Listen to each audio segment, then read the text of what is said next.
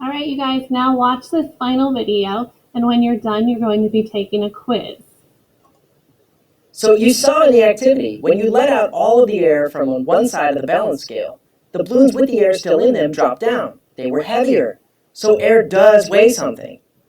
Today, scientists are able to measure exactly how much air a plant takes in. And they figured out that a tree as massive as General Sherman is taking in as much as 4 pounds of air per day. That's the equivalent of 700 balloons worth of air. Now still, air is very lightweight, but just consider how long trees like this live for. We don't know for sure how old General Sherman is, but similar sized sequoias that have died or fallen over, like this one here, if you count the rings, you find out that a tree General Sherman's size is probably 2,000 years old. So do the math. General Sherman takes in 4 pounds of air per day. Multiply that 4 pounds by 365 days per year. And then multiply that by 2,000 years that General Sherman has probably been alive. That's nearly 3 million pounds of air that General Sherman has taken in over its whole lifetime. Its total weight is 4 million pounds. So, whoa, air makes up most of a plant's weight. 3 million pounds of General Sherman has come from air alone. So what do plants eat? Mystery solved. Or almost at least. Because you could wonder, well, why didn't all of General Sherman's weight come from air? What's that other 1 million pounds of weight coming from? But don't forget, not only are trees taking in air, they're also taking in water through their roots. So now, what do plants eat? Where do they get their weight from? You can answer it.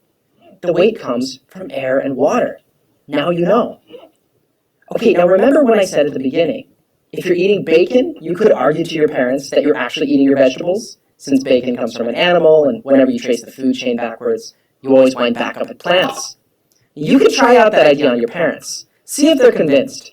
But if your parents know the answer to the mystery of what do plants eat, then one morning, don't be surprised if you show up at breakfast and find this. Here's your breakfast, your mom says, and you'll say, what? There's nothing here but an empty plate and a glass of water. But your parents can argue, well, if you're going to claim that bacon is a vegetable, then we get to claim that vegetables are just air and water. So enjoy your breakfast. I'm sure you realize I'm being slightly silly with all this, because obviously if you just ate air and water for breakfast, you'd starve. But there is a sense in which you do eat air and water for breakfast.